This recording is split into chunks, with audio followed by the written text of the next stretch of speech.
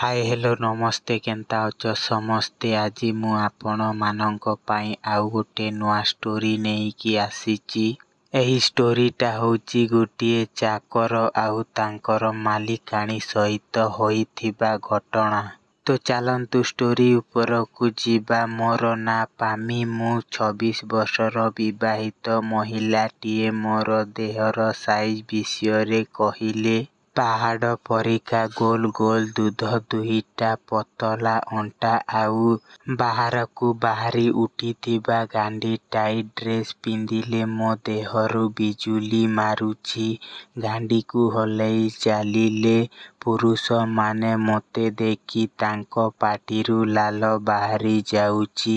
ମୁଁ ଯେତେବେଳେ +2 ପଢ଼ୁଥିଲି ସେତେବେଳେ ମୋ ଯବାନୀର ଫଳକୁ ମୋ ପ୍ରେମିକା ହିଁ ପ୍ରଥମ ଥର ଚାଖିଥିଲା। ଯେତେବେଳେ ଯେତିକି ଗରମ ମୋ ଯବାନୀରେ ଥିଲା ସେତିକି ଗରମ ମୋ ପ୍ରେମିକା ପାଖରେ ଥିଲା।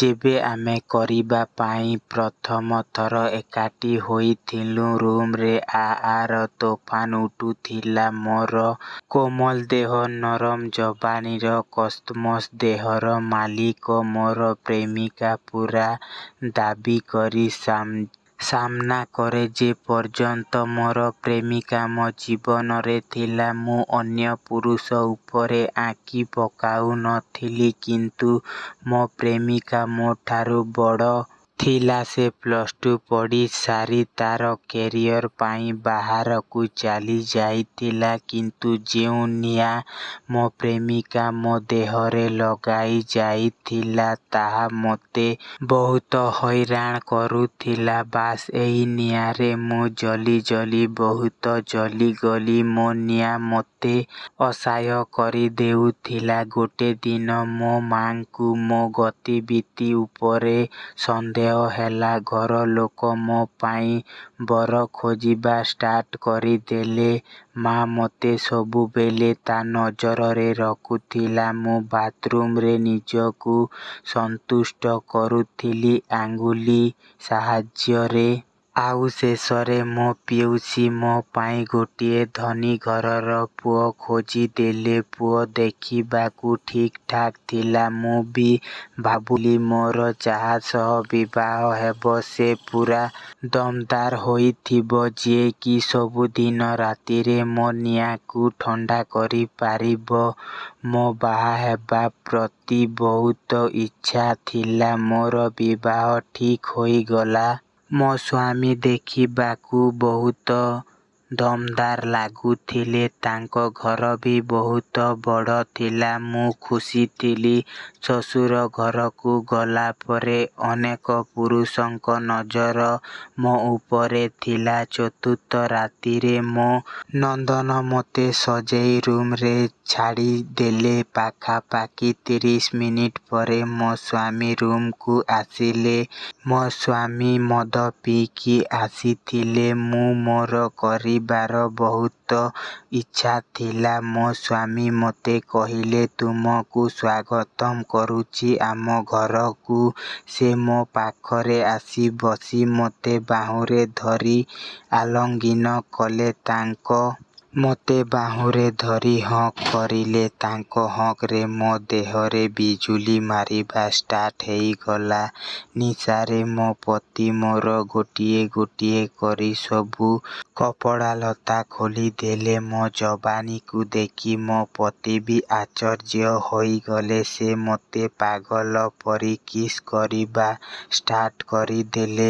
ସେ ଆଉ ରହିପାରିଲେ ନାହିଁ। ସେ ମୋର ଗୋଡ଼କୁ ମେଲେଇ କରିବାକୁ ପାଖକୁ ଆସିଗଲେ। ମୁଁ ଚାହୁଁଥିଲି ପ୍ରଥମେ ସେ ମୋତେ ତାଙ୍କର ଲଲିପପ୍ ଚୁଷିବା ପାଇଁ ଦେବେ ଆଉ ମୋର ବି ସେମାନେ ଚୁଷିବେ। କିନ୍ତୁ ଏସବୁ ହେଲା ନାହିଁ। ସେ ସିଧା ପୂରେଇବା ପାଇଁ ଚେଷ୍ଟା କରିଲେ। ମୁଁ ମୋ ବିହାକୁ ଟାଇଟ୍ କରିନେଲି। ମୋତେ ବି ତାଙ୍କୁ ବିଶ୍ୱାସ ଦେବାର ଥିଲା କି ମୁଁ ସିଲ୍ ପ୍ୟାକ୍ ମାଲ୍ଟେ ବୋଲି। ସେ କିଛି ସମୟ ଚେଷ୍ଟା କରିଲା ପରେ ମୁଁ ଭାଣ୍ଡକୁ ବିଆରେ ପଶିବା ପାଇଁ ଦେଲି। ଆଉ ବହୁତ ପେନ୍ ହେଲା ପରି ଚିତ୍କାର କରିବାକୁ ଲାଗିଲି। ମୋ ପତିଙ୍କର ବାଣ୍ଡ ବେଶୀ ବଡ଼ ନଥିଲା। କିଛି ସମୟ ଧକ୍କା ମାରିବା ପରେ ମୋ ପତିଙ୍କର ମୋ ନିଆଁ ପରି ଜଳୁଥିବା ମୋ ଯବାନୀ ଆଗରେ ଥକିଗଲେ। ମୋର ସବୁ ଇଚ୍ଛା ଚୁରମାର ହେଇଗଲା। ତାପରେ ଆମେ ଦୁହେଁଜଣ ସେମିତି ଶୋଇଗଲୁ। 2 ଦିନ ପରେ ସବୁ ବନ୍ଧୁବାନ୍ଧବ ତାଙ୍କ ଘରକୁ ଚାଲିଯାଇଥିଲେ। ଏବେ ମୋ ପତିଙ୍କର ସବୁଦିନ ଏମିତି ହୋଇଯାଉଥିଲା। ସେ ମୋ ନିଆଁକୁ ଲିଭେଇ ପାରୁନଥିଲେ। ମୋ ଗରମ ଦିନକୁ ଦିନ ବଢ଼ି ଚାଲୁଥିଲା। ଘରେ ସବୁ ପ୍ରକାର ସୁବିଧା ଥିଲା। ଚାକର ବାକର ଡ୍ରାଇଭର ସମସ୍ତେ ଥିଲେ। କିନ୍ତୁ ମୋ ଆବଶ୍ୟକ କଥା ଥିଲା ଗୋଟେ ଶକ୍ତିଶାଳୀ ପୁରୁଷ, ଯାହା ମୋ ନିଆଁକୁ ଭଲରେ ଶାନ୍ତ କରି ଲିଭାଇ ପାରିବ। ଗୋଟେ ଦିନ ମୁଁ ବାଥରୁମରୁ ଗାଧୋଇ ବାହାରକୁ ଆସୁଥିଲି। ସବୁଦିନ ମୁଁ ବ୍ରା ପେଣ୍ଟି ଉପରେ ରଖିଦେଇ ବାହାରକୁ ଆସି ଲୁଗାପଟା ପିନ୍ଧି ସେଦିନ ବି ସେମିତି ବାହାରିଲି। ସ୍ୱାମୀ ସେଦିନ ଉଠିବା ଆଗରୁ ବାହାରକୁ ଚାଲିଯାଇଥିଲେ। ଘରର ଚାକର ରୋଷେଇ ଘରେ କାମ କରୁଥିଲା। ମୋ ବାହାଘର ପୂର୍ବରୁ ସେ ମୋ ସ୍ୱାମୀଙ୍କୁ ଚା ଦେବା ପାଇଁ ସିଧା ଘର ଭିତରକୁ ଆସୁଥିଲା। ସେ ତା'ର ଅଭ୍ୟାସ ଛାଡ଼ି ପାରିନଥିଲା।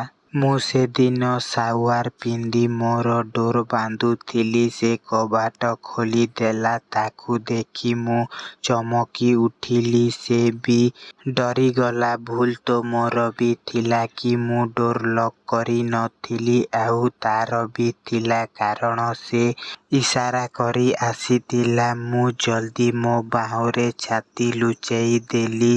ଏଇ ଭିତରେ ସେ ମୋର ଅଧାନଙ୍ଗଲା ଦେହ ଦେଖିଦେଲା। ସରି କହି ଚାଲିଗଲା। ମୁଁ ଡ୍ରେସ୍ ପିନ୍ଧିଲି ଆଉ ରୋଷେଇ ଘରକୁ ଗଲି। ତାକୁ ପଚାରିଲି କେଉଁଠି ଚା ଅଛି। ମୁଁ ରାଗି ନଥିବା ଦେଖି ସେ ଶାନ୍ତିରେ ନିଃଶ୍ୱାସ ନେଲା। ମୁଁ ଭଲରେ ତାକୁ ଦେଖୁଥିଲି। ତା'ର ଚଉଡ଼ା ଛାତି ଆଉ ମଜବୁତ ଶରୀର ଥିଲା। ମୁଁ ତାକୁ କହିଲି, ଟିକେ ଦେଖିକି ଯିବା ଆସିବା କର। ଏବେ ରୁମରେ କେବଳ ତୁମ ମାଲିକ ରହୁନାହାନ୍ତି, ମୁଁ ବି ରହୁଛି। ସେଥିପାଇଁ ଏତିକି କହି ତାକୁ ନିରୀକ୍ଷଣ କରି ଦେଖିବା ପରେ ତା' ପ୍ରତି ମୋର ଫିଲିଂ ବଦଳିଗଲା। ଏବେ ଘରେ କେବଳ ସେ ଏକା ମର୍ଦ୍ଦ ଥିଲା, ଯାହାଦ୍ୱାରା ମୁଁ ମୋ ନିଆଁକୁ ଶାନ୍ତ କରିପାରିବି। ଆଜି ପାଇଁ ଏତିକି। ନେକ୍ସଟ ପାର୍ଟରେ କହିବି ତାପରେ କ'ଣ ହେଲା।